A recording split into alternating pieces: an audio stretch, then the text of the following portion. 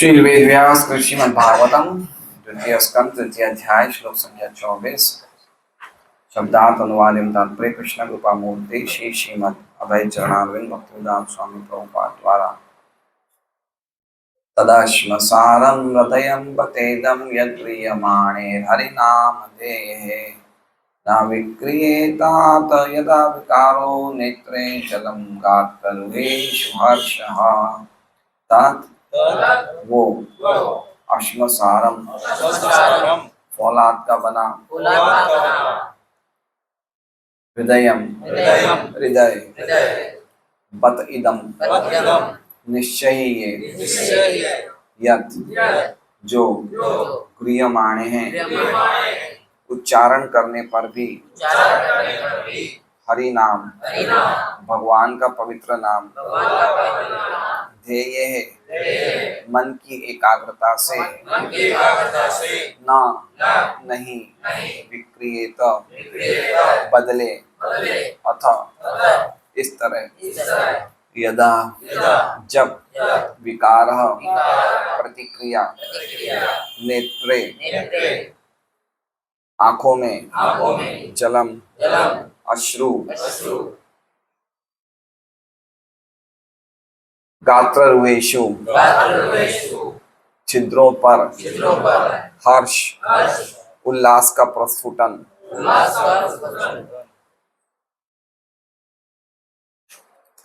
अनुवाद है। निश्चय ही वो हृदय फौलाद का बना है।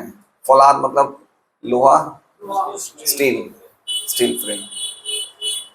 आप इंग्लिश में देख रहे हैं।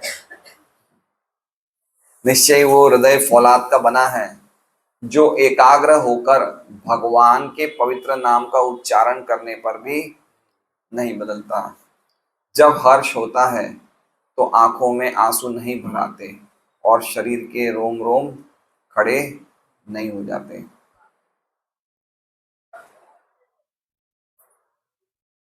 इंग्लिश का अनुवाद जरा बताइए एक बार प्रभु।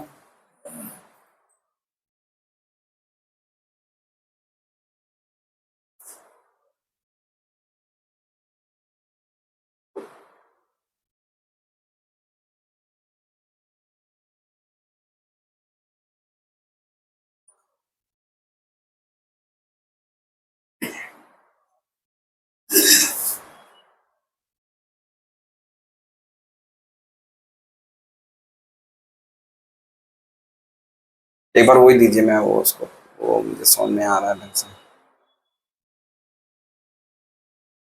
तो तद अश्मसारम निश्चय वो हृदय फौलाद का बना है जो एकाग्र होकर भगवान के पवित्र नाम का उच्चारण करने पर भी नहीं बदलता। जब हर्ष होता है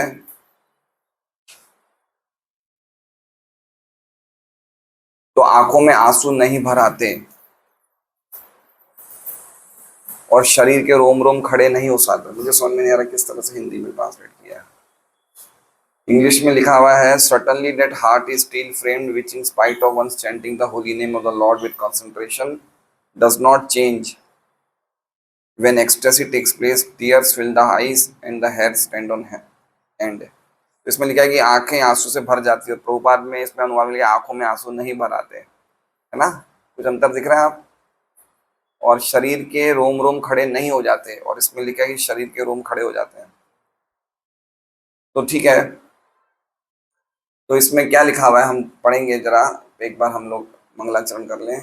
ओम ज्ञानतिमिरान्धस्य ज्ञानाञ्जनशलाकया चक्षुरुन्मिलितं येन तस्मै श्रीगुरुवे नमः। नाम श्रेष्ठमनुमपि शचीपुत्रमत्व स्वरूपं रूपं तस्याग्रजं गुरुपुरीं मातुरीं गोष्ठवाटीं राधाकुण्डं गिरिवरम् अहोराधिका माधवाशं प्राप्तो यस्य प्रतितकृपया श्रीगुरुं तं नतोऽस्मि।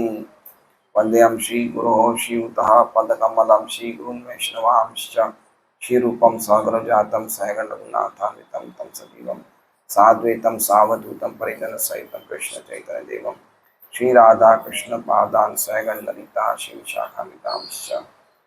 गुरु वैष्णव भगवान तिन्हें स्मरण है विघ्न विनाशन अनायास होय निज वांछित पूर्ण। हरे कृष्णा कृष्णा कृष्णा हरे हरे हरे राम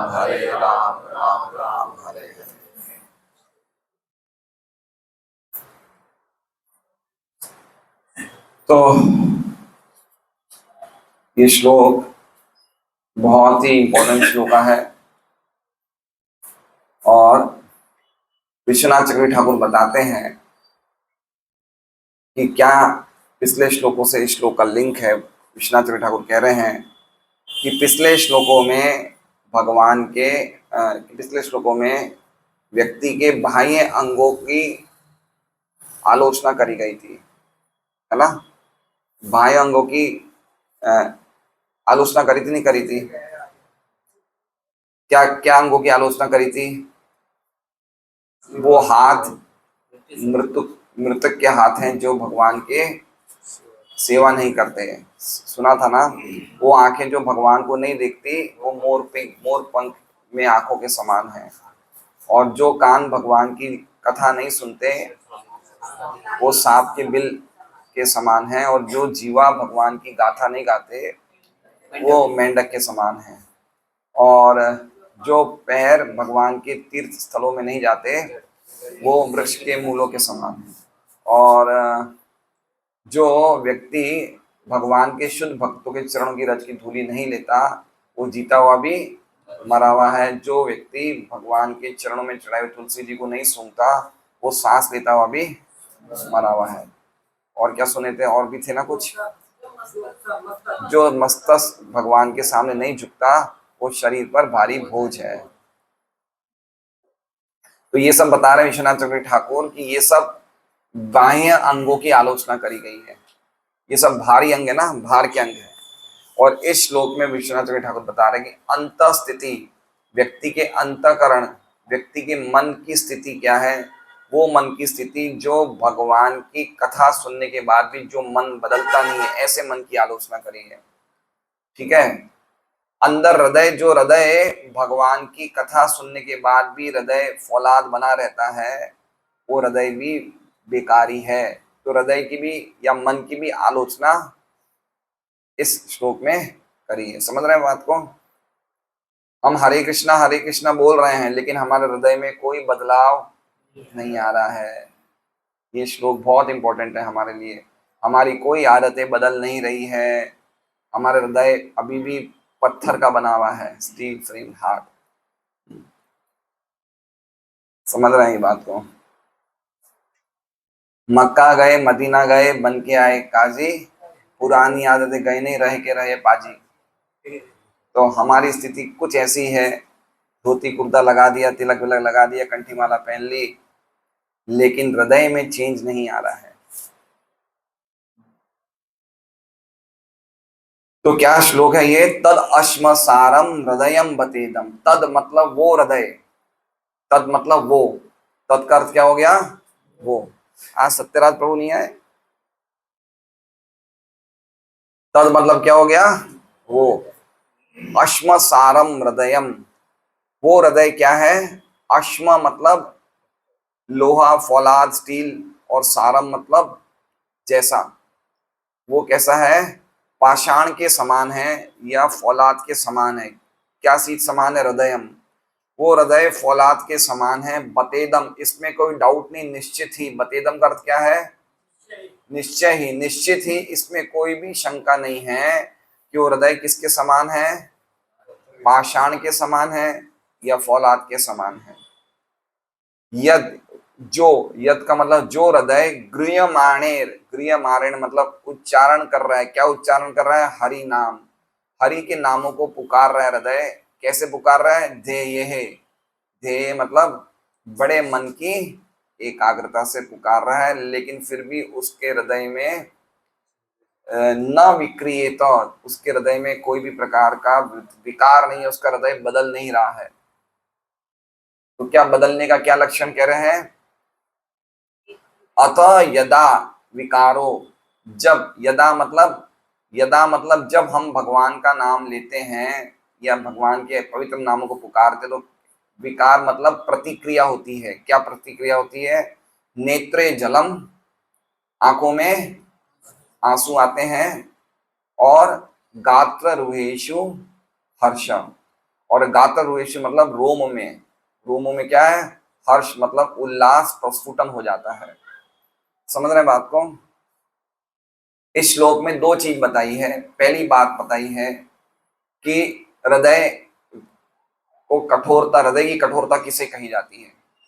पहले क्या पॉइंट बताया है, हृदय की कठोरता किसे कही जाती है। क्या है हृदय की कठोरता, कि हम एकाग्रता से क्या ले रहे हैं, भगवान के नामों को पुकार रहे हैं, लेकिन फिर भी कोई प्रकार की बदलाव नहीं है। हमारा हृदय न विक्रियत, न विक्रियत का अर्थ क्या है, नहीं बदल रहा है।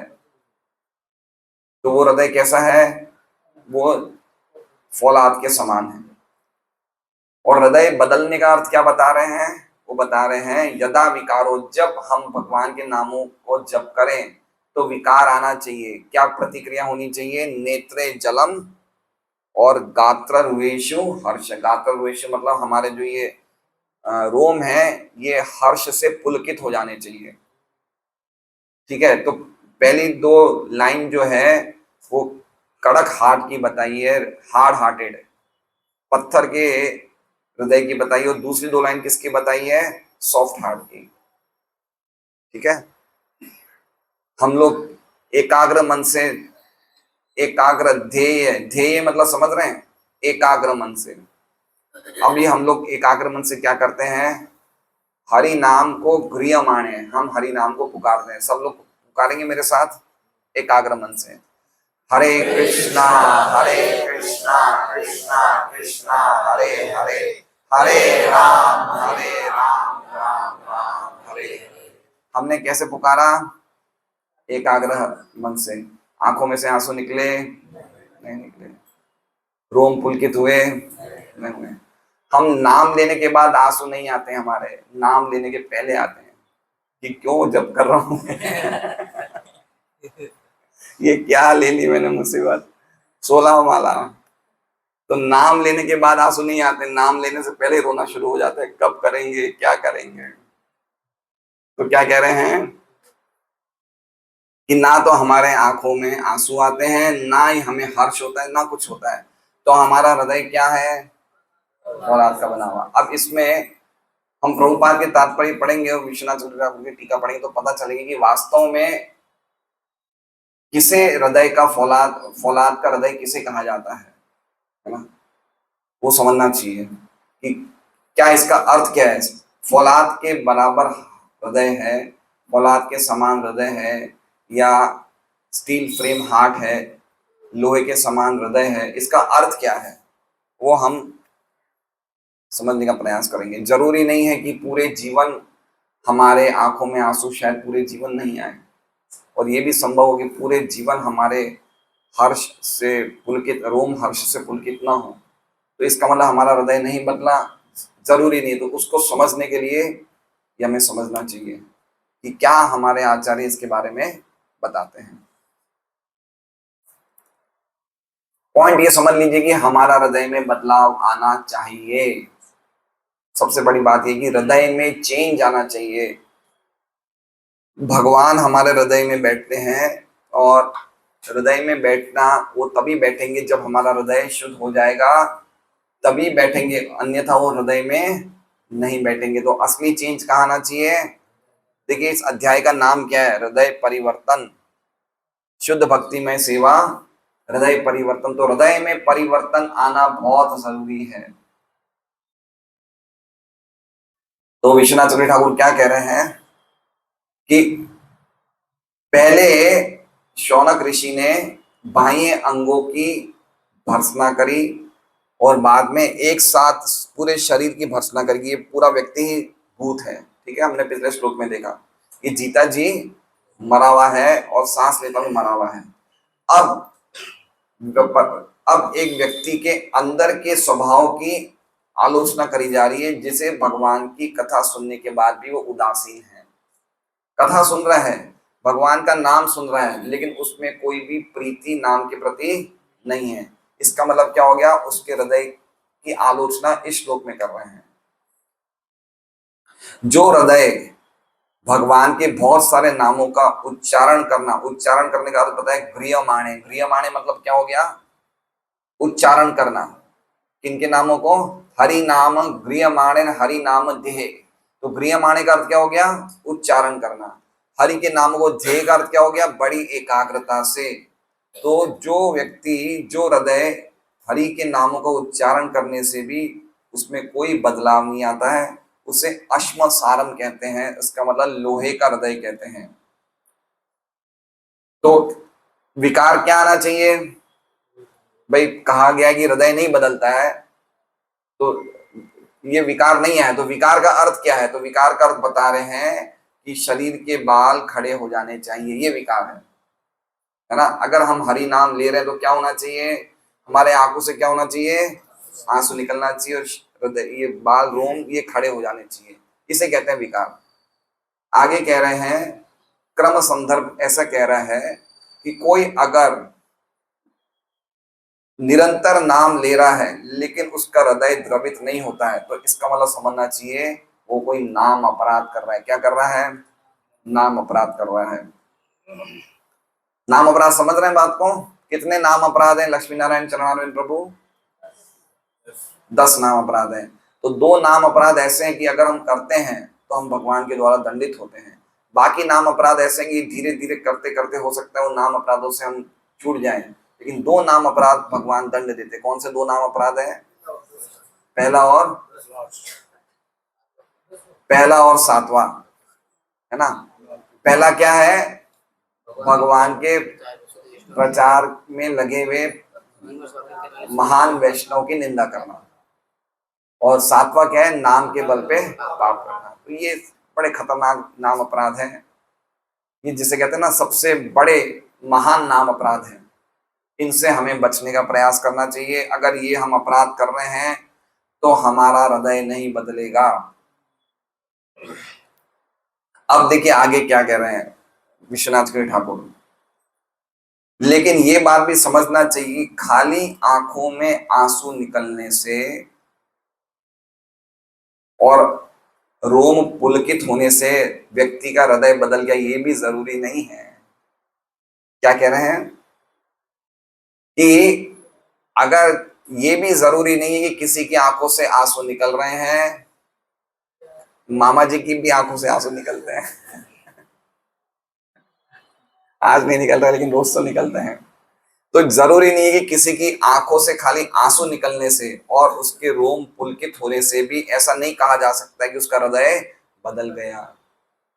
तो आगे कह रहे हैं कि अगर ये भक्ति रसावत सिंधु का श्लोक बता रहे हैं कि अगर एक व्यक्ति का हृदय कठोर है लेकिन उसने सात्विक भावों का अभ्यास करना शुरू कर दिया है, तो बिना कोई हृदय की चेंज हुए बिना भी उसकी आंखों से आंसू निकल सकते हैं। समझ रहे हैं बात को?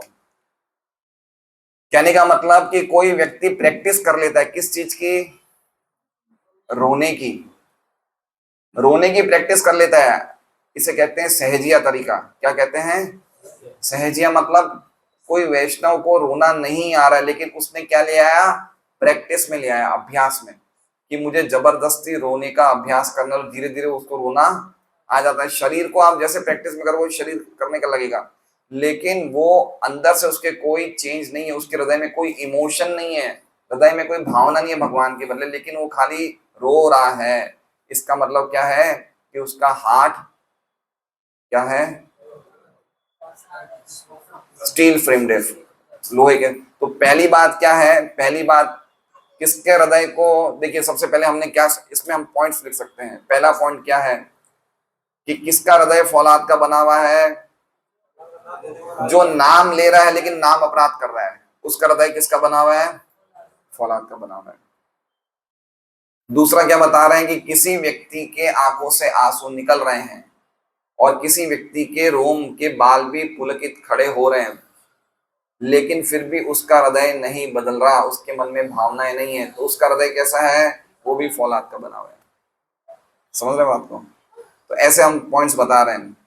अब आगे कह रहे हैं कि कभी कभी ये भी देखा जाता है कि जो भक्तों को भगवान के लिए विशेष प्रेम होता है, गहरा प्रेम होता है, उनके कभी कभी आंखों में से आंसू नहीं देखे जाते और ना ही उनके रोमों में बाल खड़े होना भी नहीं देखा जाता, यद्यपि उनके हृदय बदल चुके हैं, उनके हृदय द्रवित हो चुके हैं, लेकिन आंखों में से आंसू नहीं देखा जा रहा है और रोम पुलकित नहीं हो रहे हैं। इसलिए इस श्लोक को इस प्रकार से समझना चाहिए। कैसे समझना चाहिए?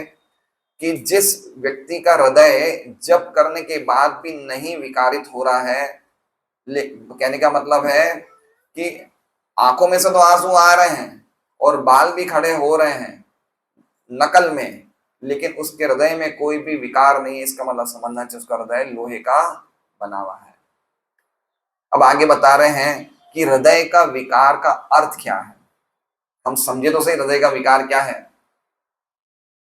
तो वो कह रहे हैं कि हृदय के विकार का लक्षण ये है कि जिसको भाव अवस्था प्राप्त हो जाती है। भाव अवस्था पता है कौन सी अवस्था है ना? भजन क्रिया, फिर अनर्थ निवृत्ति, निष्ठा, रुचि, आसक्ति, भाव। तो जिनको भाव की अवस्था प्राप्त हो जाती है उनमें ये लक्षण बड़ी मात्रा में देखने को मिलते हैं, लेकिन वही लक्षण छोटी मात्रा में उसको देखने उनके शरीर में दिखने को शुरू हो जाएंगे जिनके हृदय में बदलाव आना शुरू हो गया है। मतलब अगर हमारे हृदय में परिवर्तन आ रहा है भगवान के नामों का जप करके, तो हमारे हृदय में छोटी छोटी मात्राओं में ये लक्षण दिखने चाहिए। कौन से लक्षण? कौन से लक्षण? अभी मैं बताने वाला हूं। मैंने कहा ना ये लक्षण मैंने बताया नहीं। कह रहे हैं आंखों में आंसू आना और रोम पुलकित होना ये मेन लक्षण नहीं है। जो मेन लक्षण है, जो विशेष लक्षण है, इसमें कह रहे हैं जो विशेष लक्षण है जिससे हम समझें कि हमारा हृदय बदल चुका है, वो लक्षण कौन से हैं? वो लक्षण उसी भाव स्थिति के हैं, लेकिन भाव स्थिति में वो पूरी मात्रा में दिखते हैं और हृदय बदलाव की स्थिति में थोड़ी थोड़ी मात्रा में दिखने शुरू हो जाते हैं। तो कौन से हैं वो लक्षण? अभी बताएंगे। ठीक है, तो पहला है शांतिर। क्या है पहला? शांतिर। शांतिर मतलब सहिष्णुता। क्या मतलब है शांति का? ये वो शांति नहीं है, मन की शांति वाली नहीं, अलग शांति है। इसका मतलब क्या हो गया? सहिष्णुता। आप में सहन शक्ति जबरदस्त आ गई है। अगर कोई भक्त हमें कुछ बोलता है तो उसके सामने हम जवाब नहीं देते। देखिए ये कौन से लक्षण? ये लक्षण का मतलब समझना चाहिए वो धीरे धीरे भक्त को ये अनुभूति हो गई कि वो शरीर नहीं, वो कौन है? आत्मा है। जैसे मान लीजिए कि हंसदूत प्रभु आज बड़ा उल्टा सीधा किसको बोल रहे हैं? विनोद जी को, है ना? विनोद जी ने बहुत ऊंचा लक्षण प्राप्त कर लिया भक्ति का, तो इनको कोई भी इनका बोला हुआ बात इनको असर नहीं करे। क्यों नहीं है? क्यों ऐसा हो रहा है? सहन शक्ति तो है, लेकिन सहन शक्ति भी क्यों आई? क्योंकि इनमें एक, क्यों समझा? आत्मा क्योंकि जान रहे हैं कि जो कुछ भी हंसदूत प्रभु बोल रहे हैं वो खुद नहीं बोल रहे हैं। क्या कर रहे हैं? उनकी इंद्रियां बोल रही है, तो ये खाली शरीर का कार्य है, तो मुझे कुछ असर नहीं हो रहा है, मैं इससे बिल्कुल अलग हूं, है ना? देखिए हम कोई भी कार्य कर रहे हैं, खा रहे हैं, सो रहे हैं, पी रहे हैं, बैठ रहे हैं, खड़े हो रहे हैं, ये कौन कार्य कर रहा है? ये इंद्रियां कार्य कर रही है। शरीर की इंद्रियां प्रकृति के 3 गुणों द्वारा चलित हो रही और कार्य कर रहे हैं। आत्मा क्या कर रही है? आत्मा तो खाली इनको देख रही है। आत्मा क्या है? खाली विटनेस है, साक्षी है। तो जो व्यक्ति इस ऊंचे लेवल पे आ जाता है वो देखता है कि आत्मा तो कुछ कर ही नहीं रही है, शरीर ही कर रहा है। तो कहाँ वो हंस प्रभु खुद थोड़ी कर रहे हैं, तो वो बिल्कुल ऊंची स्थिति में। हम लोग क्या सोचते हैं कि इसने मुझे ऐसा क्यों बोला, लेकिन आपको बोलने से आप वैसे हो नहीं, आप तो अलग ही वस्तु हो। तो ये दिव्य धरा पे कोई व्यक्ति पहुंच जाता है तो उसमें सहिष्णुता का गुण आ जाता है। तो पहला गुण क्या है? लक्षण क्या है? वो सहिष्णु बन जाता है। दूसरा लक्षण क्या है? अव्यर्थ कालत्वम।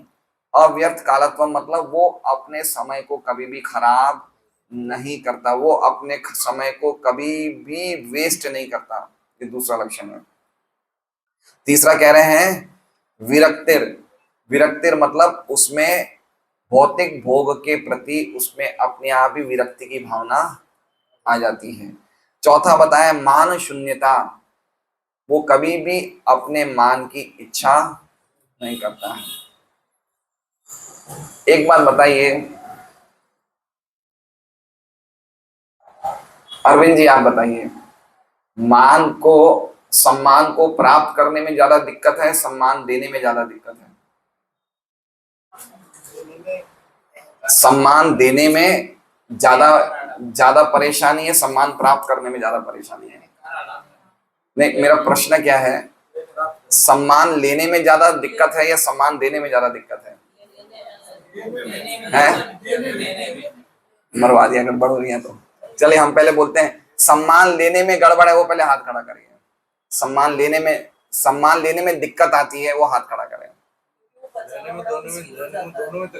सम्मान लेने में दिक्कत आती है वो हाथ खड़ा करें,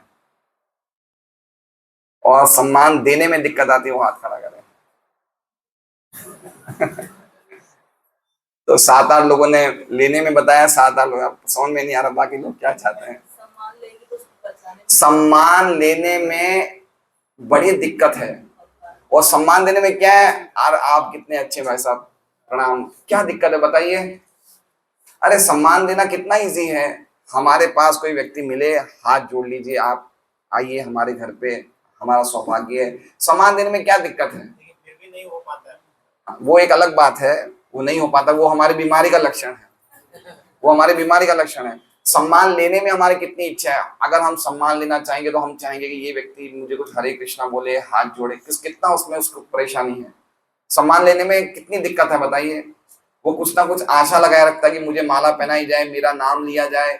देने में कोई दिक्कत नहीं, वो कहीं भी रहेगा, हाथ जोड़ लेगा, आइए बैठिए, वो दूसरों का गुणगान करेगा।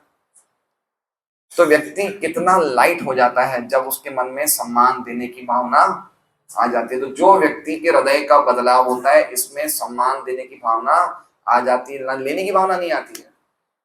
अमानी ना मान देना, है ना, अमानी ना मान देना, वो अपने मान की इच्छा नहीं करता है और सामने मान देता है। कितना अद्भुत गुण है ये। आगे कह रहे हैं, confidence in the Lord's mercy, भगवान की कृपा में हमें बड़ा विश्वास होता है कि भगवान एक दिन हम पे कृपा करेंगे। देखिए इसमें ऐसी बात है, समझ जाइए एक बात को, कि हमारे भक्ति करने के बावजूद भी हमारे कुछ अनर्थ ऐसे जो जल्दी से निकलते नहीं है। समझ रहे हैं बात को? जैसे मान लीजिए मेरे लिए कुछ ऐसा अनर्थ होगा जो मैंने जल्दी से निकाल लिया, लेकिन हो सकता है दूसरे भक्त के लिए जल्दी से नहीं निकले। जैसे मान लीजिए कोई भक्त को बच्चों के प्रति बड़ी ममता होती है, तो अब मेरे हृदय में नहीं, तो मुझे क्या लगेगा, अरे यार इसको क्यों इतनी ममता है, ये तो कितना इजी अनर्थ है, तुरंत निकल गया। लेकिन हमारे लिए मेरे केस में आसान है, लेकिन दूसरे केस में आसान नहीं। जैसे मान लीजिए कि मेरे जान पहचान में एक भक्त थे, 40 साल पहले उनकी दीक्षा हुई थी, 38 साल पहले, लेकिन अभी भी वो क्रिकेट मैच देखते हैं। ब्राह्मण दीक्षित हैं, बहुत सेवा करते हैं, लेकिन उनकी क्रिकेट मैच देखने का एक अनर्थ उनमें है। मैंने तुरंत छोड़ दिया, लेकिन वो नहीं छोड़ पा रहे। तो इसका मतलब ये नहीं कि वो भक्त नहीं है, इसका मतलब ये है कि वो अनर्थ निकल नहीं पा रहा है, वो प्रयास तो कर रहे हैं। तो इसलिए मुझे ये गर्वित नहीं होना ये सोच के कि देखो मैं तो इतनी जल्दी है, मैंने छोड़ दिया, ये अभी तक नहीं छोड़ पा रहा है। इसे कहते हैं घमंड होना। समझ रहे हैं? जैसे एक उदाहरण देते हैं, जैसे लकी माता जी है, इन्होंने भक्ति में आते ही क्या छोड़ दी, नौकरी छोड़ दी। अब इनके मन ही मन ये गर्व आ जाए कि मेरे से पहले तो इतने सारे भक्त हैं, वो तो नौकरी छोड़ नहीं पा रहे, मैं कितनी ऊंची भक्त हूं, मैंने तुरंत छोड़ दी। तो अगर ये ऐसा सोच रहे हैं तो इनका सोचना ये घमंड का प्रतीक है। समझ रहे बात को? हर एक व्यक्ति के अनर्थ कौन जानता है? या तो वो व्यक्ति जानता है, भगवान जानता है, बाकी के दो लोग नहीं जान सकते। इसलिए मान शून्यता का अर्थ यह है कि आप उनके बारे में मत सोचिए उनका अनर्थ कब निकलेगा, लेकिन आप उनके बारे में कुछ उल्टा सीधा मत बोलिए। भगवान वार्निंग दे रहे हैं। भगवान क्या वार्निंग दे रहे हैं? अपि चेत सुदुराचारो भजते माम अनन्यभाग साधुरेव समन्तव्य। समझ, अरे कोई बड़ा सा बड़ा दुराचारी व्यक्ति भी हो, अगर अपि चेत सुदुराचारो, दुराचार नहीं, कैसा सुदुराचार, सुदुराचार मतलब उसने गलत से गलत घिनौने से घिनौना भी काम कर लिया है, लेकिन जिसकी फर्म डिटर्मिनेशन है कि मैं भगवान की भक्ति कभी छोड़ूंगा नहीं, तो उसे क्या मानना चाहिए? साधुर एवं समन्तव्य। क्या समझना है, कैसे समझना चाहिए? साधु जैसा समझना चाहिए, साधु ही समझना चाहिए। साधु जैसा समझना चाहिए उस व्यक्ति को, साधु ही समझना चाहिए। साधु ही समझना चाहिए, और अगर नहीं समझा तो मेरे द्वारा दंडित होंगे, भगवान कहते हैं। क्यों? क्योंकि उसकी जो व्यवस्थिता है, उसकी जो निश्चयात्मक बुद्धि वो दृढ़ है। इसलिए समझना चाहिए कि हमें गर्व नहीं करना चाहिए कि हम बहुत बड़े भक्त हैं। होता है किसी किसी में नहीं निकलते हैं तुरंत अनर्थ, इसलिए उसे क्या आशा करनी चाहिए? भगवान की एक दिन कृपा होगी, भगवान ही निकालेंगे अनर्थ, और सचमुच भगवान ही निकाल सकते, हमसे नहीं निकल सकते। हर एक अनर्थ हमसे नहीं निकल सकते, लेकिन भगवान निकाल सकते हैं। इसलिए उसे भगवान की कृपा पे पूरा भरोसा होता है। उसके बाद क्या कह रहे हैं? समुत्कंठा। समुत्कंठा का मतलब भगवान को प्राप्त करने की बहुत इच्छा।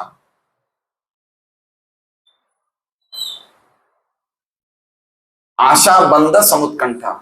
आशा बंध है मतलब यद्यपि वो भक्ति में बहुत ढीला है, लेकिन उसके मन में क्या है कि मुझे आशा है भगवान एक ना एक दिन मुझे, मतलब मेरे पे कृपा करेंगे, मुझे भक्ति देंगे भगवान। ऐसी आशा हमेशा रखनी चाहिए। ये किसके लक्षण है? ये सब जिनके हृदय चेंज हो रहे हैं उनके लक्षण हैं। आगे क्या बता रहे हैं? और कौन सा लक्षण बता रहे हैं? नाम गाने सदा रुचि। नाम गाने सदा रुचि मतलब भगवान के नामों के उच्चारण में उसकी रुचि, टेस्ट बढ़ रहा है ना? नाम रुचि, भगवान के कहीं भी हरे कृष्णा कृष्णा कृष्णा हरे हरे, हरे राम राम राम, उसकी रुचि हो गई, टेस्ट हो गया। अभी हमारी टेस्ट नहीं, अभी हम आदत से ले रहे हैं, लेकिन उस व्यक्ति के हृदय का बदलाव, मतलब उसके हृदय में, उसके मन में स्वाद आ गया भगवान का नाम लेने का। और आगे क्या कह रहे हैं? आसक्ति तद गुणाख्याने, भगवान की लीलाओं की चर्चा करने में उसकी आसक्ति हो गई है। क्या हो गई है? आसक्ति मतलब समझ रहे हैं? वो चला चला के चर्चा करता है भगवान की कथा की, है ना? आसक्ति मतलब उसका उसका अटैचमेंट हो गया है। और आगे क्या कह रहे हैं?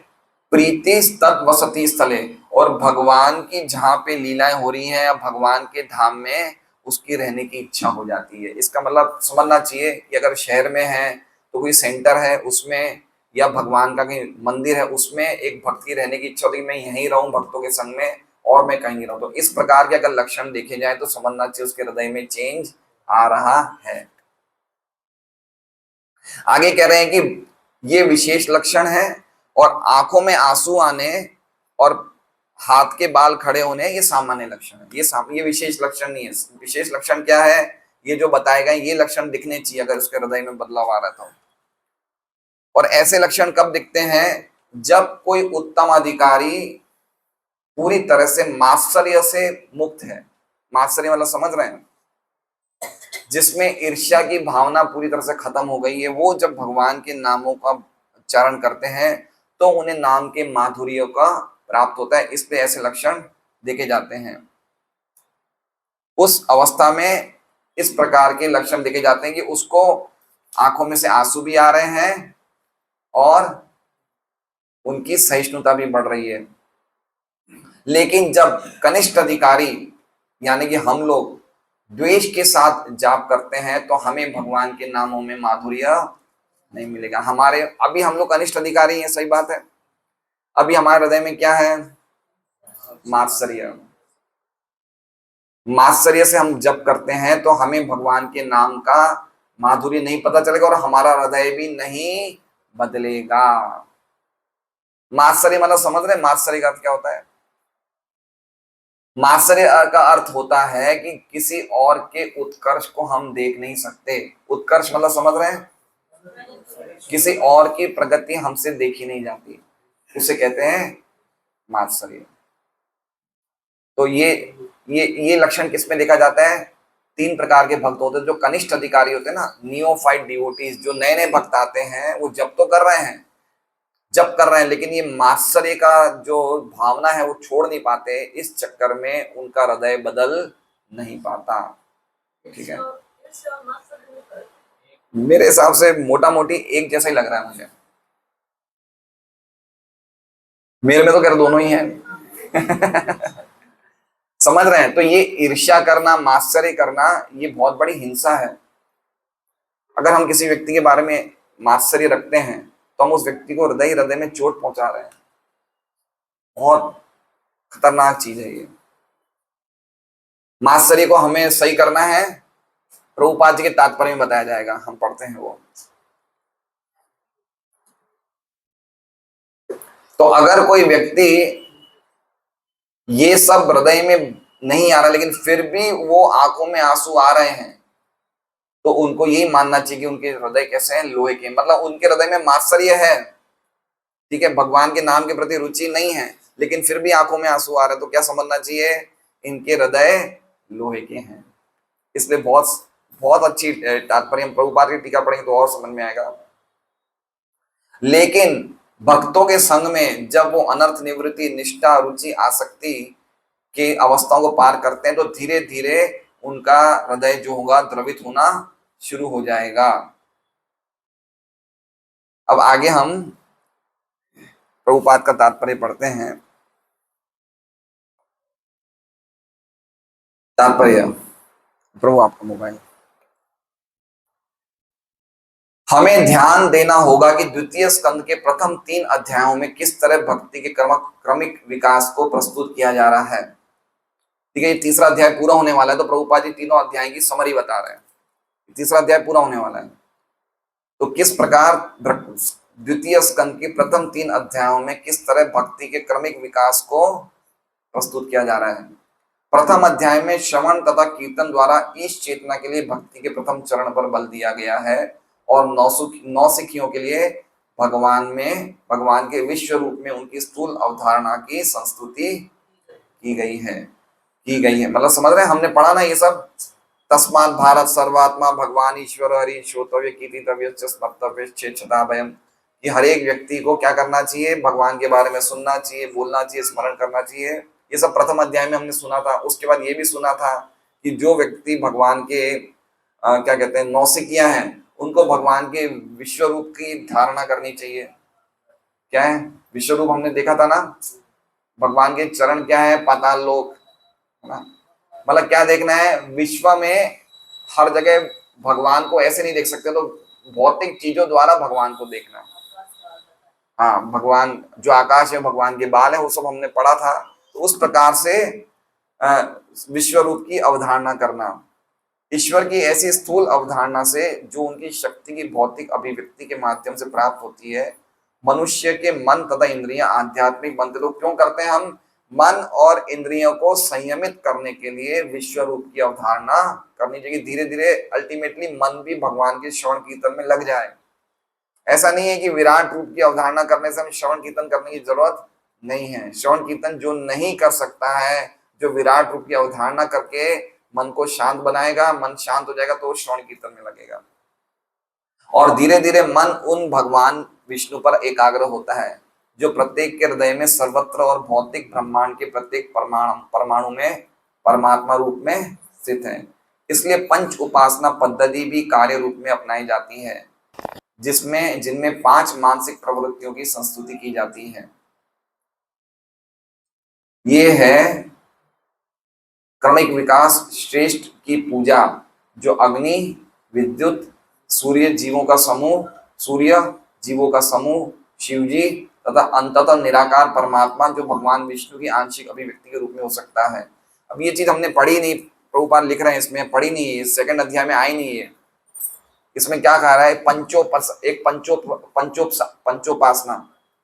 पंचोपासना होता है शिव जी, दुर्गा जी, गणेश जी और सूर्य, और निर्विशेष विष्णु की उपासना उसे बताया गया। लेकिन वो हमें तक पढ़ी तो नहीं, हमने देवताओं की जरूर पढ़ा था, तीसरे अध्याय में देवताओं की अलग अलग पूजा बताई, लेकिन ये 5 के नहीं पढ़ी। लेकिन प्रभुपाद लिख रहे हैं इन सबका सुंदर वर्णन द्वितीय अध्याय में हुआ है, किंतु तृतीय अध्याय में विष्णु पूजा की स्थिति अर्थात शुद्ध भक्ति में सेवा प्राप्त करने के बाद विष्णु पूजा की परिपक्व अवस्था का वर्णन है, जिसमें यहाँ पर हृदय परिवर्तन की बात कही गई है। प्रभुपाद देखिए क्या बोलना चाहते हैं कि पहले और दूसरे अध्याय में हमने भक्ति के शुरू के चरणों की बात बताई कि भाई सब लोग भक्ति में लग जाओ, लेकिन तीसरे अध्याय में क्या बता रहे हैं, भाई भक्ति करने से क्या होना चाहिए, हृदय परिवर्तन होना चाहिए। हमारे में हृदय परिवर्तन हो रहा है नहीं हो रहा है, हम खुद देख लें, है ना। किसी और की भक्ति से हमें संतुष्टि नहीं है, या हमें असंतुष्टि है, या हमारे हृदय में कोई भी हमारे गुस्से की भावना, किसी को उल्टा सीधा बोलने की भावना, या किसी के पीछे उनकी बात करने की भावना, ये हमारी खत्म हो रही है या नहीं हो रही है, ये हमें खुद को देखना चाहिए। हृदय में कुछ बदलाव आ रहा है नहीं आ रहा है, वो सबसे इंपॉर्टेंट बात है। क्योंकि भगवान कहाँ बैठेंगे? हृदय में। और हृदय में जब भगवान बैठेंगे तब हम क्या करेंगे? हम तब हरे कृष्णा करके भगवान का उत्सव मनाएंगे। ऐसा लिखा हुआ है चैतन्य चैतन्य में। पहले हृदय में भगवान को बैठाना है। हृदय में बैठाने के बाद क्या करेंगे? अरे भाई, घर में कोई मेहमान आएगा तो हम क्या करेंगे? फेस्टिवल मनाएंगे। भगवान कहाँ बैठ गए? अब कैसे फेस्टिवल मनाया जाएगा? हरे कृष्णा कृष्णा कृष्णा हरे हरे, हरे राम राम राम हरे हरे। तो फेस्टिवल मनाया जाएगा, प्रसाद बांटा जाएगा। क्यों फेस्टिवल मना रहे हैं? भगवान हृदय में बैठ गए। खुशी हो रही नहीं हो रही है? तो इसका मतलब क्या हो गया? हम लोग अभी क्या कर रहे हैं? हरे कृष्ण महामंत्र बोल रहे हैं, बाद में क्या लेंगे? प्रसाद। इसका मतलब क्या हुआ? हमारे हृदय में भगवान बैठ गए हैं। लेकिन नहीं हुआ ऐसा, ऐसा नहीं हुआ है। बहुत ही सुंदर श्लोक है ये। तद अश्मसारम हृदय बदिलम, हमारा हृदय पत्थर के सनम है, हमारा हृदय ऐसा है। इसलिए कहा गया है बड़ा खतरनाक हृदय हमारा। आध्यात्मिक आध्यात्मिक संस्कृति की संपूर्ण प्रक्रिया का उद्देश्य जीव के हृदय में परिवर्तन। आध्यात्मिक मतलब हमारा जो प्रोसेस है वो क्या है? अल्टीमेटली हमारे हृदय में परिवर्तन आना चाहिए। समझ रहे? हृदय में परिवर्तन मतलब किसी के बारे में गलत क्यों सोचे? समझ रहे बात को? जैसे अभी राम जी पीछे बैठे, बोले प्रभु जी कब बंद करेंगे बोलना? ये बात कहाँ आई? क्यों आई ऐसी बात हृदय में? हृदय का परिवर्तन हुआ क्या? नहीं हुआ। ऐसी बात तो नहीं आनी चाहिए ना। बाहर से क्या बोलेंगे? प्रभु जी बहुत अच्छी क्लास थी। अंदर से बोले प्रभु जी कब बंद करेंगे? तो बात तो गड़बड़ हो गई है। तो हृदय में कुछ और चल रहा है, बाहर और कुछ चल रहा है। किन किन भक्तों का तो पूरा जीवन इसमें चला जाता है। बाहर से प्रभु जी जो आप करते हो बहुत अच्छा करते हो, हम आपकी शरण में, लेकिन हृदय में और ही कुछ चल रहा है। ये हृदय की बात बहुत खतरनाक है। हृदय भगवान, देखिए हृदय हार्ट कैसा होना चाहिए हमारा। किसी के बारे में क्यों सोचे गलत? क्यों सोचे गलत भाई? क्या अधिकार है हमें किसी के बारे में उल्टा सीधा सोचना, या उसके हृदय उसके बारे में द्वेष करना? ये तो हमारा कोई बात नहीं है ना। तो ये सब चीजें कब आएगी? हृदय में बदलना चाहिए ना। हृदय में भाव होना चाहिए। कैसे ये चेंज होगा भाव? अल्टीमेटली कैसे चेंज होगा? श्रवण और कीर्तन। जैसे मान लीजिए अगर पूर्णानंद प्रभु को हम एक गुलाब जामुन दें तो बड़े शौक से खाएंगे, दूसरा देंगे बड़े शौक से, तीसरा प्रभु जी अब थोड़ा रहने दीजिए ना, चलो फिर भी खा लिया, चौथा अब नहीं खाया जाएगा फिर भी खा लिया, पांचवा मैं नहीं खा सकता फिर भी जबरदस्ती खा लिया, छठा अब तो बंद ही कर दिया। समझ गए क्यों बंद किया? छठे गुलाब जामुन पे कि खाते खाते मेरा पेट भर गया। तो उसी प्रकार से हरे कृष्ण महामंत्र और हरि कथा सुनते सुनते जब हृदय पूरा पूरित हो जाएगा तो द्वेष पूरा निकल जाएगा। और कोई दूसरा उपाय नहीं है। अपने मन का कोई उपाय मत लाना कि आज से मेरा हृदय शुद्ध होगा। जिस दिन आप सोचोगे मेरा हृदय शुद्ध हो गया उसी दिन आप गलत सोचना शुरू कर दोगे। कभी कभी हमें लगता है आज तो मैं मीठा खाना बंद ही कर दूं, उस दिन सबसे ज्यादा मीठा खा लेते हैं। समझ रहे हैं? इसलिए हमारे जाने से नहीं जाएगा, बस इस प्रोसेस में लगे रहिए। जब हृदय पूरी तरह से भर जाएगा श्रवण कीर्तन प्रोसेस से, तो हृदय में अपने आप ही बुरी भावनाएं चली जाएगी। इसलिए भक्तों का जीवन एक दिन उन्होंने क्या उस पर आधारित नहीं है, वो डेली क्या कर रहे हैं, नित्य क्या कर रहे हैं, उनका जीवन पूरा पूरा उनकी नित्य साधना पे, रोज वो कैसा जीवन बिता रहे हैं उसी पे ये बात निर्भर है कि उनके हृदय के कलमश जाएंगे या नहीं जाएंगे। समझ रहे हैं बात को? सुबह इतनी बजे उठना, सुबह मंगल आरती करना, सुबह हरे कृष्ण महामंत्र का जप करना, भागवतम पढ़ना, हरि नाम लेना, भागवतम क्लास में जाना, ये नियम पूर्वक जब हम कितने वर्षों तक करते रहेंगे, धीरे धीरे धीरे हृदय पूरा साफ हो जाएगा। स्लो प्रोसेस है। स्लो प्रोसेस नहीं, बहुत फास्ट प्रोसेस है ये। स्लो नहीं है, बहुत फास्ट है। हम एक ही जीवन में कितने अरबों अरबों जीवन का कचरा निकाल रहे हैं, बहुत फास्ट प्रोसेस है ना। हमें लग रहा है स्लो, लेकिन स्लो नहीं है। देखिए विश्वामित्र मुनि 60,000 साल तक तपस्या करने के बाद भी मेनका के उससे हो गए। विश्वामित्र थे कौन थे? वशिष्ठ, विश्वामित्र। तो फिर तो हम देख सकते हैं ना कि हम लोग तो मेनका के घुंघरू से टक टक नहीं हुए, है ना। तो हरे कृष्ण महामंत्र बहुत फास्ट प्रोसेस है, लेकिन धैर्य बनाए रखना है, करते रहना है, करते रहना है, तो हृदय के कलमश निकलेंगे।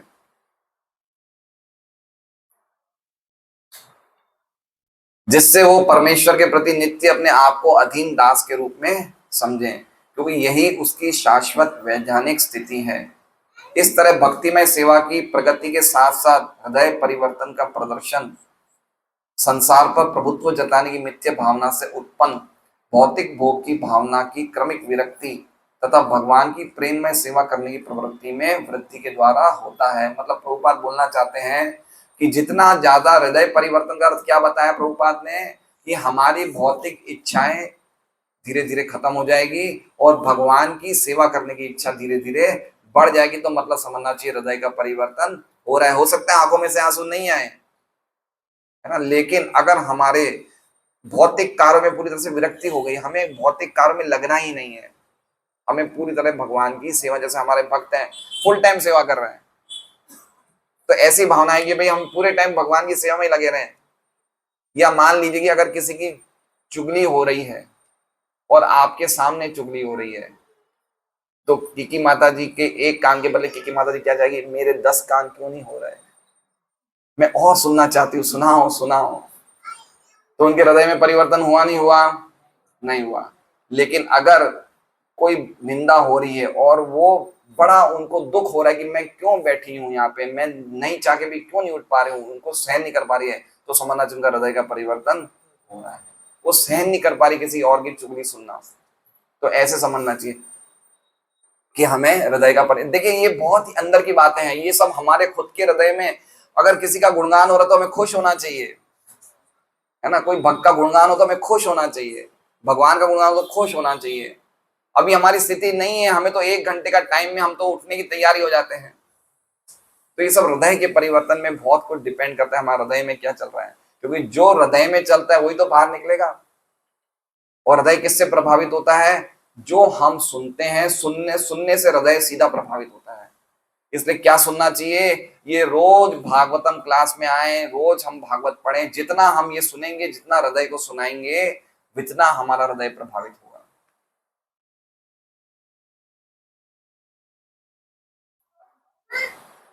यहाँ पर विधि भक्ति अर्थात शरीर के अंगों द्वारा आंख, नाक, कान, हाथ, पांव इत्यादि जिनका वर्णन पहले हो चुका है की गई नियमित भक्ति पर शरीर के अंगों की समस्त गतिविधियों को प्रेरणा प्रदान करने वाले मन के आधार पर बल दिया जा रहा है। मतलब कहने का मतलब कि और सब जो भी अंग हैं जिनकी बातें कही गई है, उनका आधार कौन है? मन। इसलिए मन को सही करना बहुत जरूरी है। हो सकता है हम दूसरे अंगों से भक्ति कर रहे हों, लेकिन मन में इच्छा नहीं है, मन में भौतिक इच्छाएं हैं। जैसे मान लीजिए कि लक्ष्मी नारायण चरण सुबह से ही चले गए, कहाँ चले गए? वहां भूमि पे साफ सफाई कर रहे हैं, लेकिन क्या सोच रहे हैं? 12 बजे मेरा बच्चा आएगा, उसका मैं पढ़ाई कराऊंगा, उसको फर्स्ट क्लास रैंक लगवाऊंगा। तो मन में क्या है इनके? भौतिक इच्छाएं हैं। तो इसका मतलब ये कि हृदय में परिवर्तन नहीं आ रहा है, बाहर से कुछ अलग कर रहे हैं, अंदर कुछ और चल रहा है। तो हृदय का परिवर्तन जरूरी है। प्रभुपाद बताएंगे आखिर में कैसे हृदय का परिवर्तन, बहुत सुंदर प्रभुपाद बताते हैं आखिर में। तो आप लोग जरा वेट करिए थोड़ा।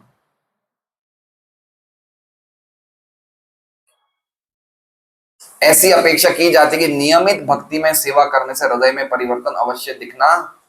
कौन सी भक्ति में सेवा करने से? नियमित।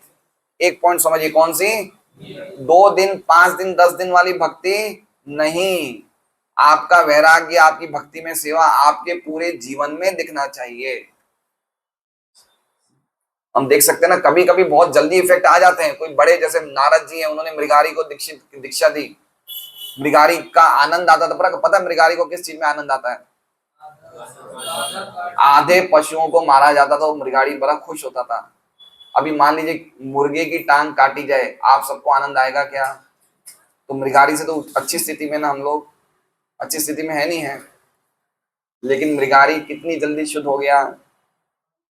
हमको टाइम लग रहा है 6 महीने में उसने चींटियों को मारना भी बंद कर दिया, और जब नारद जी है तो भगवान के नामों में नाचने लग गया। तो हम लोगों को तो बहुत टाइम लग रहा है, मृगारी तो इतनी जल्दी हो गया था। लखा हीरा, लखा हीरा जानते कौन है? हरिदास ठाकुर को जो वेश्याई थी, है ना, वो कितनी जल्दी 3 लाख नाम लेने लग गई। तो हो सकता है कोई जल्दी शुद्ध होगा, कोई बाद में शुद्ध होगा, लेकिन प्रिंसिपल क्या है, हमें भक्ति में सेवा नियमित रूप से करनी चाहिए। अगर मैं रोज 2 घंटा मेरी आदत है पढ़ने की, तो ग्रंथ पढ़ना चाहिए, रोज आधा घंटा प्रवचन सुनना चाहिए, रोज सुबह जल्दी उठना चाहिए। ये सेवा हमारी कभी बंद नहीं होनी चाहिए, ये बात है। तो हमारे हृदय में परिवर्तन दिखाई देगा। यदि ऐसा परिवर्तन नहीं आता तो समझना चाहिए कि हृदय फौलाद का, मतलब इतना भक्ति करने के बाद भी हृदय का परिवर्तन नहीं आता तो हृदय किसका बना हुआ है? फौलाद का बना है। क्योंकि भगवान के पवित्र नाम के उच्चारण किए जाने पर भी ये नहीं पिघलता। हृदय का पिघलना मतलब समझ गए? हृदय का पिघलना मतलब वो लक्षण जो हमने चर्चा करी वो दिखने चाहिए। भौतिक विषय कामनाओं की पूरी तरह से इच्छा खत्म हो जानी चाहिए, भगवान की सेवा करने की इच्छा बढ़नी चाहिए। इसे हृदय का परिवर्तन कहा गया है या पिघलना कहा गया है। हमें सदैव स्मरण रखना चाहिए कि भक्तिमय कार्यों को संपन्न करने में श्रवण तथा कीर्तन 2 मूलभूत सिद्धांत, और यदि इन्हें ठीक से संपन्न किया जाए तो इससे हर्ष उत्पन्न होगा, जो आंखों में आंसू तथा शरीर में रोमांच द्वारा लक्षित होगा। मूल बात क्या है? श्रवण और कीर्तन सबसे इंपॉर्टेंट बात है। सुनना चाहिए, रेगुलर सुनना चाहिए, सुनते रहना चाहिए, सुनता ही चाहिए। तो अगर हम रीडिंग कर रहे हैं ये भी सुनना है, सुन रहे हैं वो तो सुनना है ही है, जो रीडिंग कर रहे हैं वो भी सुनना है। उसी प्रकार से कीर्तन में जो बोलते हैं वो तो कीर्तन है ही है, जो लिखते हैं वो भी कीर्तन है, लिखना भी कीर्तन में आता है। ये स्वाभाविक परिणाम है और भाव दशा के प्रारंभिक लक्षण है, जो प्रेम या भगवत प्रेम की पूर्ण अवस्था प्राप्त होने को पूर्व प्रकट होते हैं। यदि भगवान के पवित्र नाम के निरंतर श्रवण और कीर्तन से भी कोई प्रतिक्रिया नहीं होती तो ये समझना चाहिए ये केवल अपराध के कारण है। अब श्रवण भी कीर्तन कर रहे हैं, कीर्तन भी कर रहे हैं, फिर भी कुछ चेंज नहीं हो रहा है, तो क्या समझना चाहिए? ये अपराध के कारण है। यही संदर्भ का भी मतलब, संदर्भ मतलब जी गोस्वामी की जो बुक है क्रम संदर्भ, उसका मत है ये। भगवान के पवित्र नाम का उच्चारण प्रारंभ करते समय यदि भक्त पवित्र नाम के चरणों पर 10 प्रकार के अपराधों से बचने के प्रति सावधान नहीं रहता तो निश्चित माने कि विरह की भावना आंखों में आंसू तथा शरीर में रोमांच के रूप में नहीं प्रकट होंगी। नाम अपराध के साथ हम जप कर रहे हैं तो भाव दशा का प्राकट्य 8 दिव्य लक्षणों से होता है। ये है निष्क्रियता, प्रस्वेद, रोमांच, कंठ गदगद होना, कंपन, शरीर का पीला पड़ना, अश्रुपात तथा अंततः समाधि। श्रील रूप गोस्वामी द्वारा विरचित भक्ति रसामृत सिंधु नामक कृति में इन लक्षणों का तथा स्थायी एवं संचारी भावों का विशद वर्णन किया गया है। श्रील विश्वनाथ चक्रवर्ती ठाकुर ने कतिपय दुराचारी नौसिखियों द्वारा उपर्युक्त लक्षणों को सस्ती ख्याति के लिए नकल करने के प्रसंग में इन सारे भावों की आलोचनात्मक व्याख्या की है। न केवल विश्वनाथ चक्रवर्ती ने अपितु श्रील रूप गोस्वामी ने भी इनका आलोचनात्मक विवरण दिया है। कभी कभी उपर्युक्त भाव के 8 लक्षणों की नकल कतिपय संसारी भक्तों प्राकृत सहजियों द्वारा की जाती है। द्वारा मतलब समझ रहे हैं, मतलब विश्वनाथ चक्रवर्ती ठाकुर और रूप गोस्वामी ने बताया कि ये जो 8 लक्षण है जो हमने देखे ना अभी, कौन से 8 लक्षण? रोमांच होना, पसीने आना, कंठ गदगद होना, ये कभी कभी जो सहजिया होते हैं, सहजिया मतलब समझ रहे हैं, वृंदावन में एक सहजिया भक्तों की टोली है जो भक्ति के नियमों का पालन नहीं करती है, लेकिन वो ऐसे लक्षणों को बताती है ना। वो रोने लग जाएंगे, ऐसे हिलने लग जाएंगे, पसीने आने लग जाएंगे, गिरने लग जाएंगे, ऐसे लक्षण बताती है। तो इसको विश्वनाथ चक्रवर्ती ठाकुर कहते हैं ये सब लोग कौन है? ये सब हृदय के, ये सब फौलाद हृदय वाले हैं। लक्षण बता रहे हैं लेकिन इनमें ऐसा कोई भी हृदय चेंज नहीं हुआ है, वो के वही, लेकिन हृदय चीजें कॉपी करके अभ्यास करके इस तरह के लक्षण प्रस्तुत कर रहे हैं। किंतु ऐसे छद्म लक्षणों का तब तुरंत ही पता चल जाता है जब छद्म भक्त अनेक वर्जित कार्य को करते पाया जाता है। कोई व्यक्ति भक्त के चिन्हों से कितना ही अलंकृत क्यों ना हो, देखिए ये बात हमारे पे लागू होती है। कोई व्यक्ति भक्त के चिन्हों से कितना ही अलंकृत क्यों ना हो, समझ रहे हैं, तिलक विलक लगा दिया, कंठी माला और सुंदर धोती कुर्ता, घूम रहे ठाट बाट से, लेकिन यदि वो धूम्रपान, मद्यपान या स्त्रियों के साथ अवैध मैथुन करता है तो उसमें उपर्युक्त भाव दशाएं नहीं हो सकती। समझ रहे हैं बात को। ये एक और बताया है कि व्यक्ति 4 नियम का पालन नहीं कर रहा है तो उसमें भी ये भाव दशा, ये हृदय का परिवर्तन नहीं आ सकता। इसलिए बहुत इंपॉर्टेंट बात प्रभुपाद बता रहे हैं। हम लोग देखते हैं कभी कभी हम इतने सालों से भक्ति कर रहे हैं लेकिन हमसे नियमों का पालन नहीं हो पा रहा है, तो हमें भी हृदय का चेंज नहीं आएगा। किंतु कभी ऐसा भी देखा गया कि कभी कभी जानबूझकर इन लक्षणों की नकल की जाती है। इसलिए श्री विश्वनाथ चक्रवर्ती ने ऐसे अनुकरणकर्ता का पाषाण हृदय का है। 6th कैंटो माता जी मंगवा सकते हैं ऊपर से, 6th कैंटो, 6ठा कैंटो मंगवाइए ना जरा।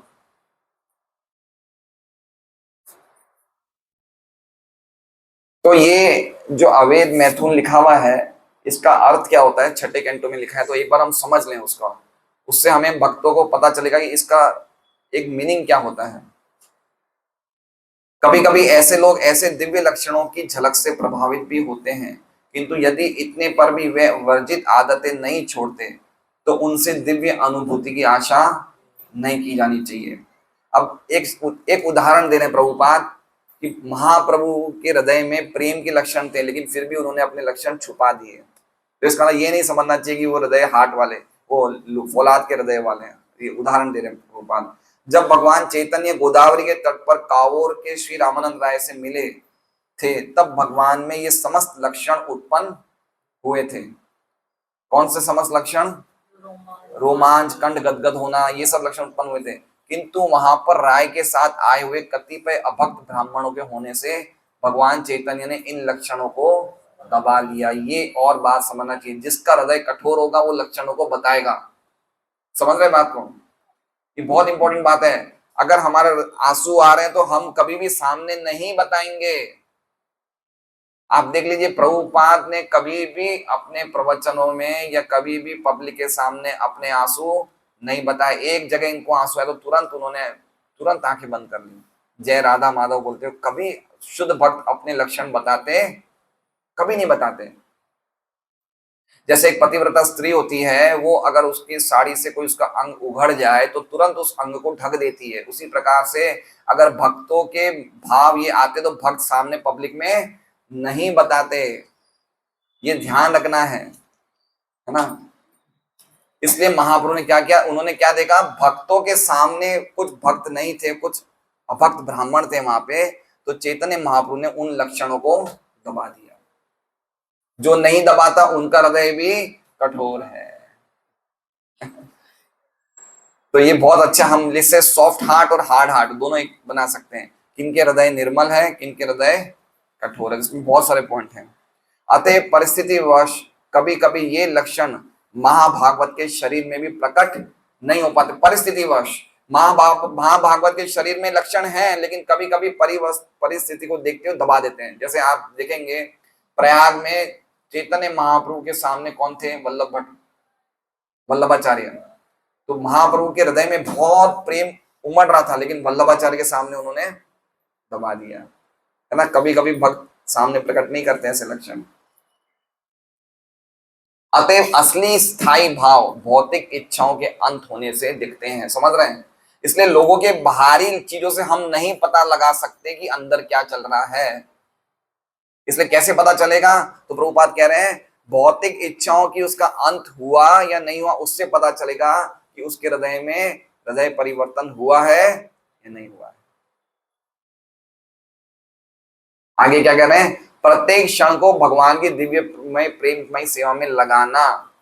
अव्यर्थ कालत्वम, जिसका हृदय चेंज हुआ है वो क्या है, वो एक सेकंड भी वेट करेगा नहीं, एक सेकंड भी वेस्ट करेगा नहीं। वो भगवान की सेवा में लगा रहेगा, निरंतर भगवान की महिमा के गायन के प्रति उत्सुकता, नाम गाने सदा रुचि, भगवान के धाम में रहने के लिए आकर्षण, प्रीति स्थल वसति स्थले, भौतिक सुख से पूर्ण वैराग्य, विरक्ति, निरभिमानता, मान शून्यता द्वारा प्रकट होते हैं। जिसमें ये समस्त दिव्य गुण उत्पन्न होते हैं उसे ही असली भाव दशा प्राप्त होती है। पाषाण हृदय अनुकरण करता या संसारी भक्त को नहीं। संसारी भक्त, अब देखिए प्रभुपाद पूरा समराइज कर रहे हैं, ये पढ़ना बहुत जरूरी है। संपूर्ण प्रक्रिया को संक्षेप में इस प्रकार बताया जा सकता है। पूर्ण रूप से निरपराध होकर भगवान के पवित्र नाम का जप करने वाला, सबसे पहले क्या बता रहे हैं, अगर हम वास्तव में इस श्लोक को हृदयांगम करना चाहते हैं तो सबसे पहले क्या करना चाहिए, निरपराध नाम जप करना चाहिए। निरपराध, है ना, ये 10 जो नाम अपराध हैं इनका बड़ा ध्यान रखना चाहिए। इसलिए हमें नाम जप करने से पहले 10 नाम अपराध बोल ही देने चाहिए, ये बिल्कुल ध्यान रखना चाहिए, सबसे पहली बात ये है। और इन 10 अपराध में जो सबसे 10वां अपराध है बहुत है, तो बिल्कुल जैसे कहते हैं हम ध्यान नहीं देते, लेकिन सबसे वो सभी अपराधों की जननी वही है। क्या है प्रभु वो अपराध, ध्यान पूर्वक जप ना करना, हरे कृष्णा कृष्णा कृष्णा हरे हरे, हरे राम राम राम। सभी अपराध उससे उत्पन्न होते हैं। इसलिए सबसे पहला पॉइंट प्रभुपाद क्या बता रहे हैं कि आप निरपराध होकर भगवान के पवित्र नाम का जप करो। दूसरा क्या बता रहे हैं, प्रत्येक व्यक्ति के प्रति मैत्री भाव रखने वाला प्रकट भक्ति वास्तव में भगवान के यशोगान का दिव्य आस्वादन कर सकता है। समझ रहे हैं बात को, ये बात बहुत इंपॉर्टेंट है। वापस मैं बोल रहा हूं, प्रत्येक व्यक्ति के प्रति मैत्री भाव रखने वाला प्रगत भक्त ही वास्तव में भगवान के यशोगान का दिव्य आस्वादन। पहली बात तो ये कि भगवान के नाम गान में, भगवान की गाथा में किसको स्वाद मिलेगा, किस भक्त को स्वाद मिलेगा, जिसने दूसरे लोगों के प्रति क्या रख ली है, मैत्री। अच्छा मान लीजिए कि लक्ष्मी नरसिंह प्रभु का एक बहुत पक्का दोस्त है, तो लक्ष्मी नरसिंह प्रभु उसे क्या करेंगे, उसे कुछ गिफ्ट देंगे ना। दोस्तों में कुछ गिफ्टों का आदान प्रदान होता है ना। तो प्रभुपाद यहाँ पे क्यों कह रहे हैं कि मैत्री भाव रखना चाहिए, इसका मतलब हमें हर एक व्यक्ति को क्या बना लेना चाहिए, मित्र बनाना चाहिए। और मित्र को हमें क्या देना चाहिए, गिफ्ट देना चाहिए। तो हमें क्या मिला है, हरि नाम मिला है, तो मित्र को क्या दे, हरि नाम दे। हमें भागवत ग्रंथ मिला है, मित्र को क्या दे, भागवत ग्रंथ दे। हम भागवत कथा में आते हैं, उनको क्या दे, भागवत कथा में आइए बुलाइए। समझ रहे हैं, ये हम लोग क्यों नहीं करते हैं, क्योंकि हमें उन व्यक्ति के प्रति क्या है, मात्सर्यता है। क्या है, समझ रहे हैं मात्सर्य का अर्थ, हमें जो चीज मिल गई है हम नहीं चाहते हम किसी और को दे, वो उस अवस्था तक नहीं पहुंचे। मात्सर्य का ये तो है ना कि सामने वाले का उत्कर्ष सहन नहीं कर पाए। तो अगर हमें जो ऊंची चीज मिली है हम लोगों से शेयर करेंगे, उसका भी कल्याण होगा। और जब उसका कल्याण होगा उससे आपकी मात्सर्यता जाएगी। इसलिए मात्सर्यता जाने का क्या उपाय बताया है, प्रचार करना। क्या उपाय बताया है, प्रचार करना। इसी से ही जाएगी, अन्यथा नहीं जाएगी। भक्तिसिद्धांत सरस्वती ठाकुर कहते हैं जो व्यक्ति ईर्ष्या द्वेष करता है वो जब भगवान का प्रचार करेगा उसका ईर्ष्या द्वेष चला जाएगा।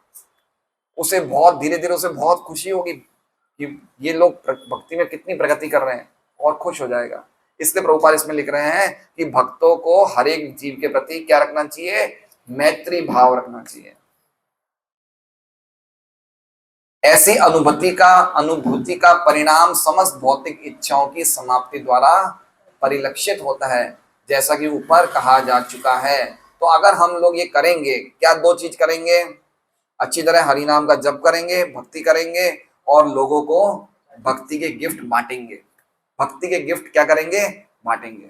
तो क्या होगा, उससे क्या होगा, हमें भगवान के नाम गान में आस्वादन मिलेगा, हमारा टेस्ट बढ़ेगा, और साथ में क्या होगा, हमारी भौतिक इच्छाओं की समाप्ति। कितनी सब चीजें कनेक्टेड है। देखिए हमें प्रभुपाद का समझाने का तरीका देखिए, हम एक प्रोसेस को फॉलो करेंगे तो ये चीजें काम करेगी।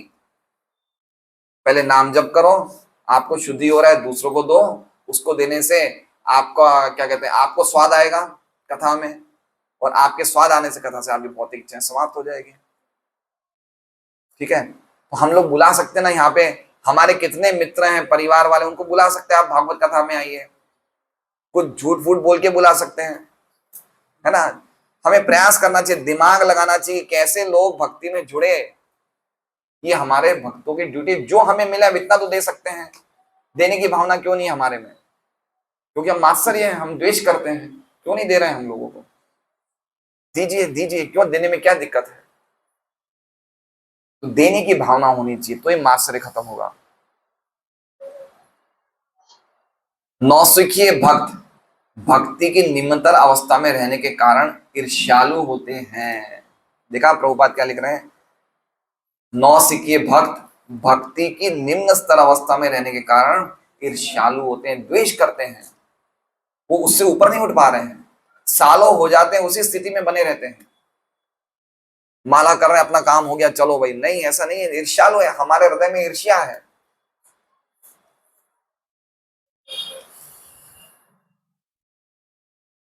और अपने आचार्यों का अनुगमन न करके स्वयं भक्ति के विधि विधानों का आविष्कार करते हैं। आविष्कार करते मतलब समझ, अपने हिसाब से कोई नई चीज ले आएंगे।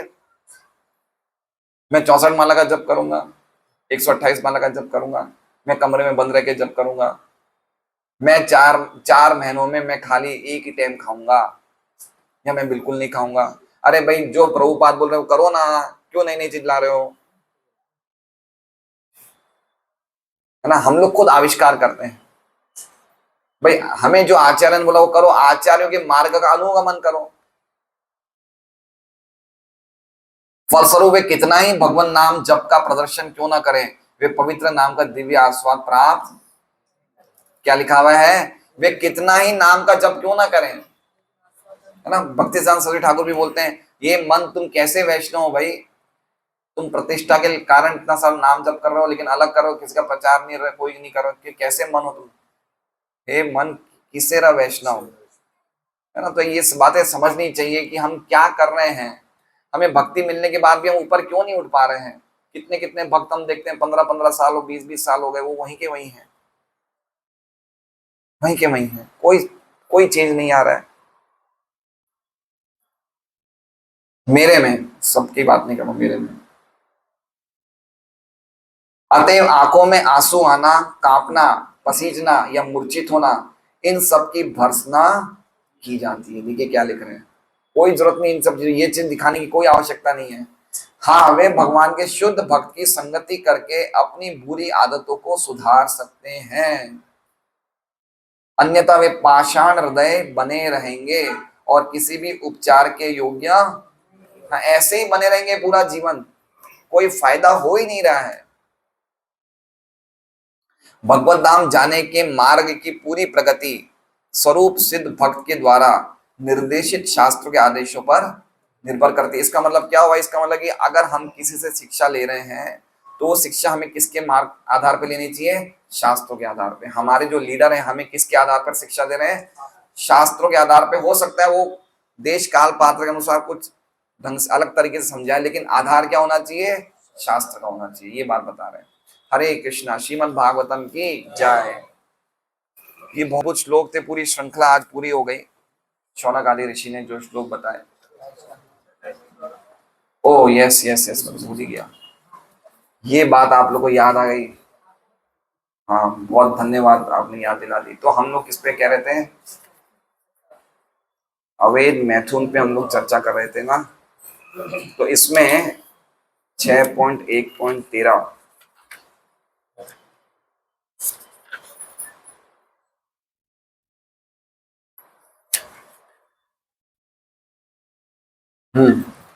तो इसका क्या अर्थ होता है? अवैध मैथुन का क्या होता है? तो इसके 8 पक्ष होते हैं। कितने पक्ष होते हैं? 8। पहला क्या है? मनुष्य को ना तो स्त्रियों के बारे में सोचना चाहिए, पहला पक्ष। दूसरा, ना यौन जीवन की चर्चा करनी चाहिए। तीसरा, ना स्त्रियों के साथ क्रीड़ा करनी चाहिए। समझ रहे हैं इसका मतलब? स्त्रियों के साथ क्रीड़ा करना मतलब स्त्रियों के साथ फालतू की बातें करना, टाइम खराब करना।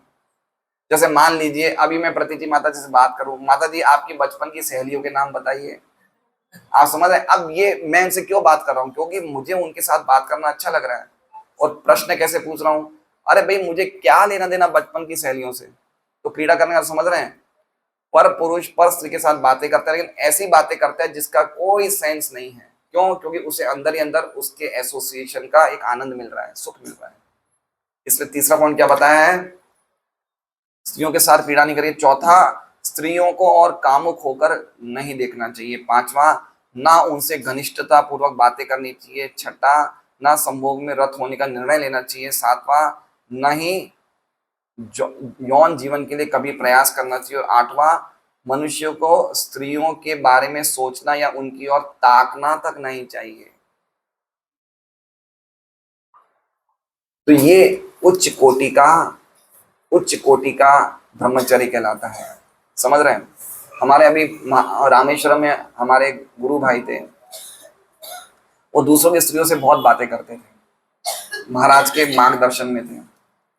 तो महाराज को पता चल गया, तो महाराज ने बोला कि उसे तुरंत उस सेवा से निकाल दी जाए।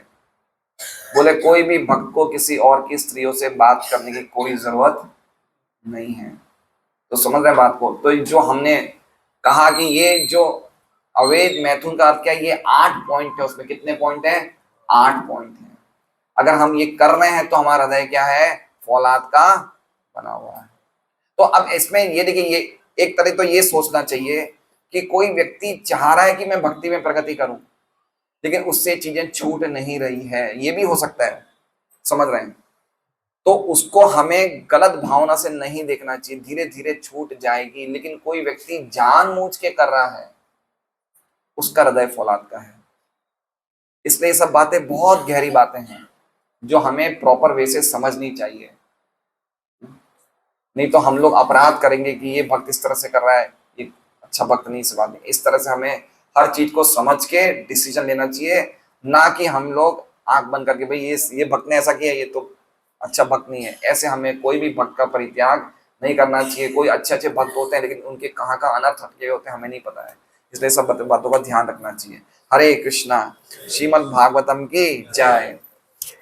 तो आप लोग के लिए खुशी के समाचार है, ये खतरनाक घटना आज बंद हो चुकी है, वापस खुशी के दिन आ गए हैं।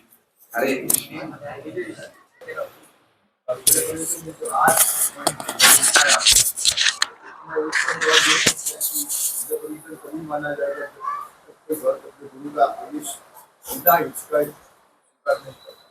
गुरु का आदेश,